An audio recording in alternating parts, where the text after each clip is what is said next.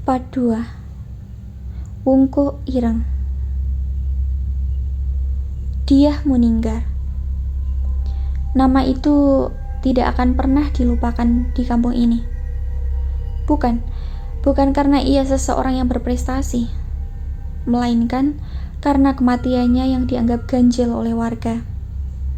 Bahkan, kematiannya sendiri masih dianggap menyisakan misteri hingga saat ini.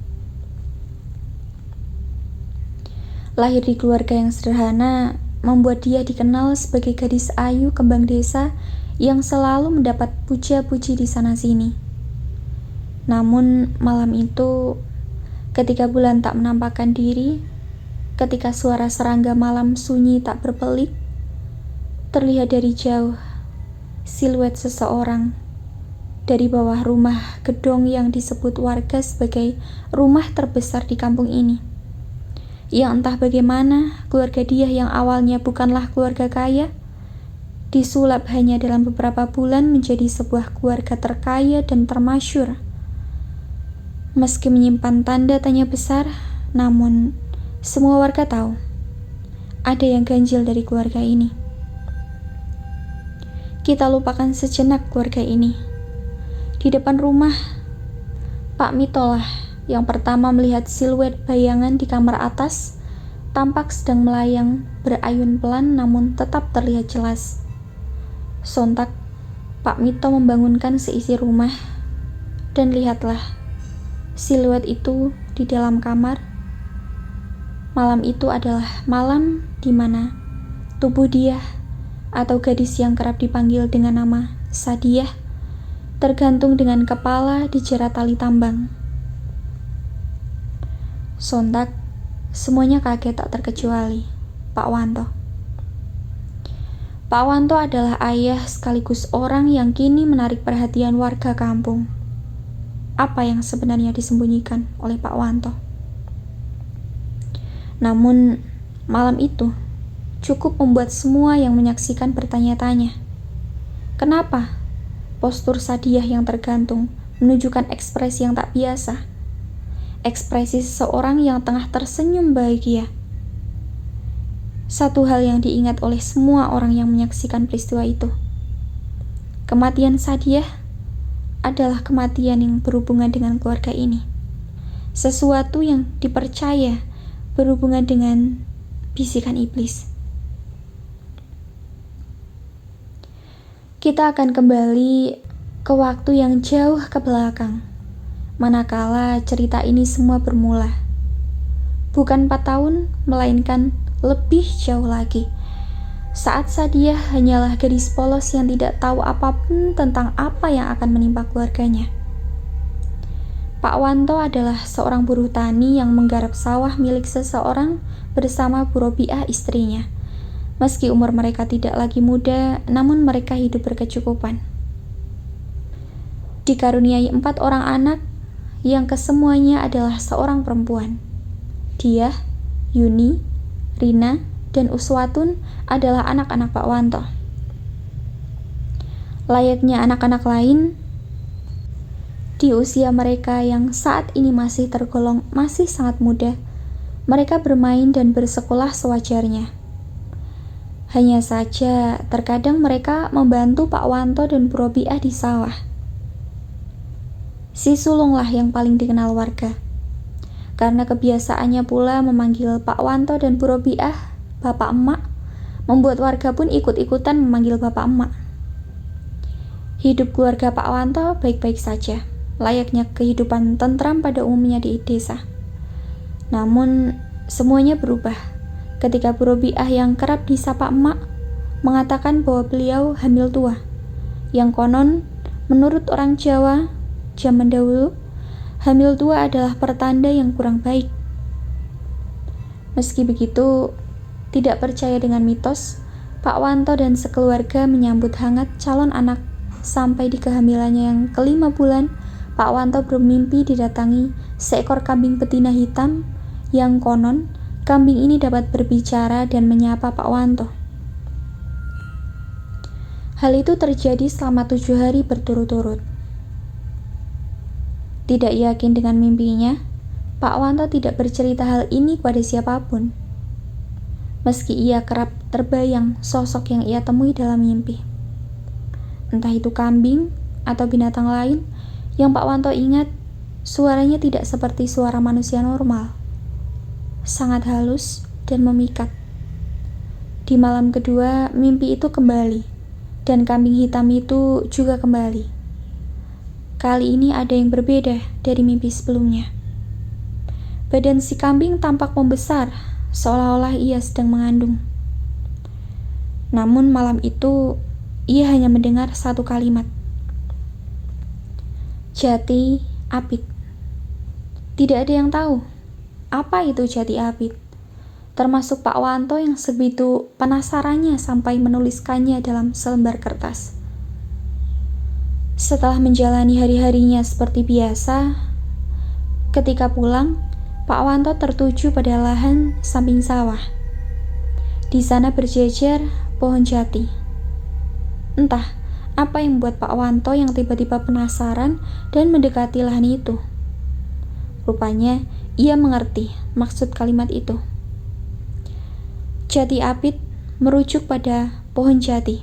Maka dilihat-lihatlah sore itu Pak Wanto berkeliling lahan jati sampai ia melihatnya.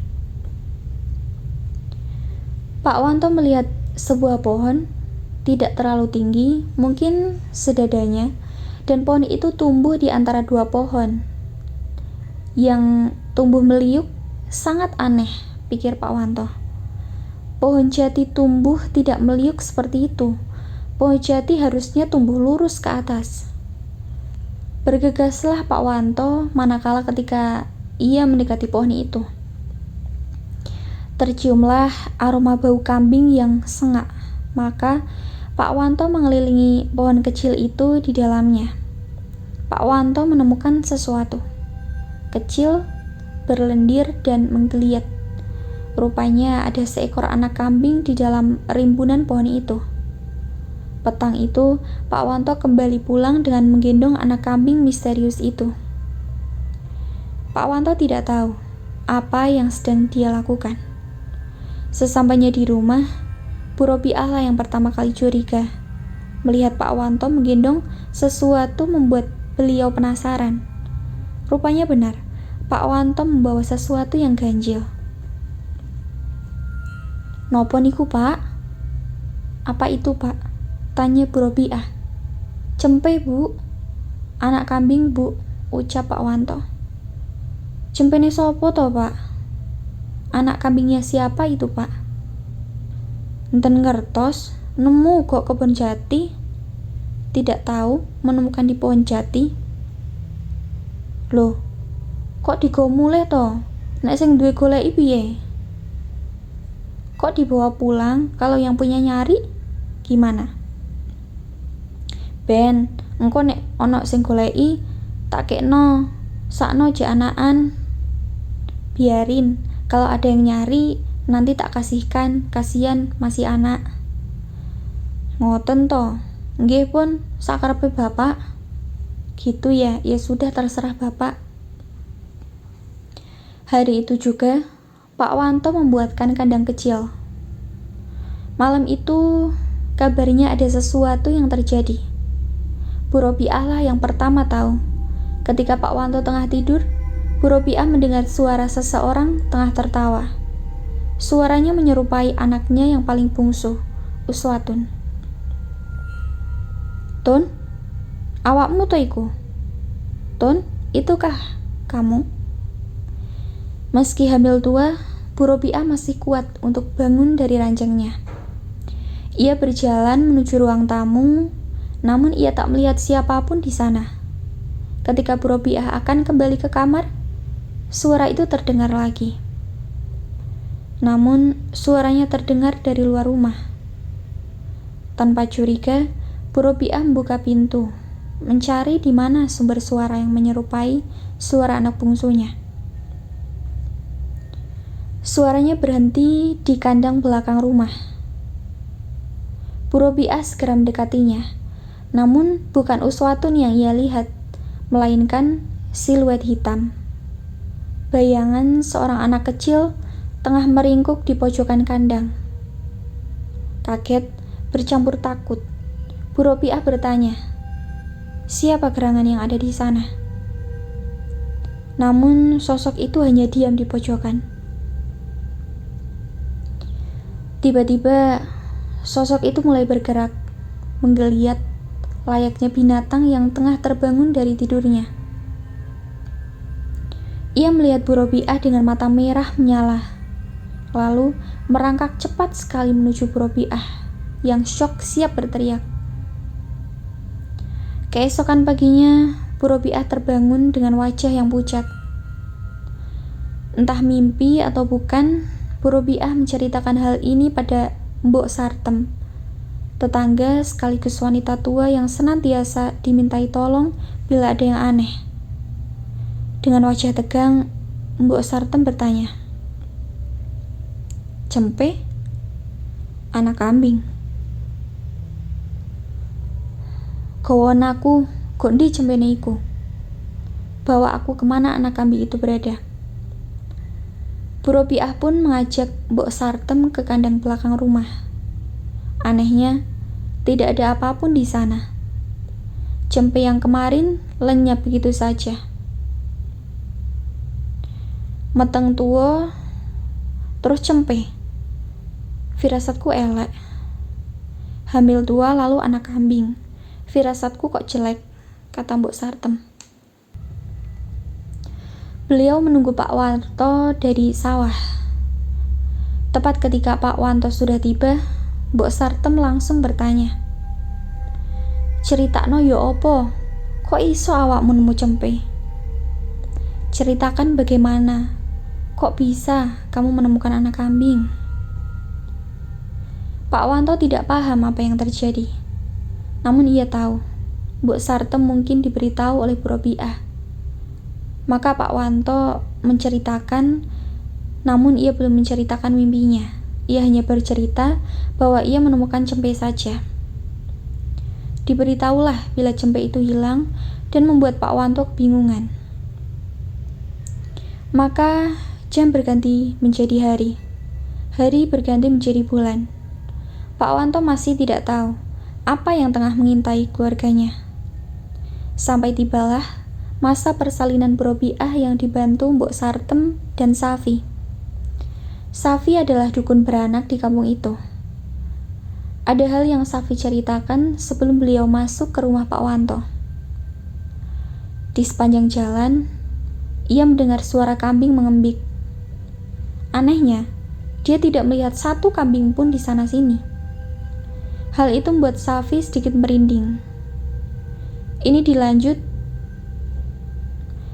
badan sudah mulai merinding di kamar sendirian, sudah lama gak ngerasain ini, tapi serius cerita ini benar-benar ngeri dan masih sangat panjang ceritanya. Safi sudah mempersiapkan semua untuk kelahiran anak kelima Pak Wanto. Dibantu Mbok Sartem, Bu Robiah sudah berbaring tepat ketika baju Bu Robiah diangkat oleh Mbak Safi. Maka saat itulah Mbak Safi tidak bisa bicara banyak. Perut Bu Robiah menghitam, sangat hitam dan itu ganjil. Bahkan menurut Safi, ini kali pertama ia melihat hal seperti ini. Namun bukan kali pertama ia mendengar hal ini. Dulu, Safi pernah diceritakan oleh buyut beliau. Salah satu hal mengerikan yang terjadi adalah ketika melihat wungku ireng. Apa itu wungku ireng? Wungku ireng adalah perut yang konon disetubui oleh jin yang sudah bukan jin lagi, melainkan iblis jahanam yang menyusupkan anaknya di roh bayi yang akan lahir. Tidak hanya Safi, Mbok Sartem juga bisa melihatnya. Mereka menatap Bu Robiah dalam diam. Namun, tangan dan badan mereka gemetar. Sebegitu hebatnya sampai wajah mereka berdua pucat pasi. Ini bukan pertanda buruk, melainkan petaka dari petaka yang paling ditakuti manusia. Mereka tahu apa yang akan terjadi selanjutnya. Namun mereka tidak bisa menebak apa yang sedang terjadi dan akan menimpa mereka. Dosa apa yang diperbuat oleh keluarga Pak Wanto?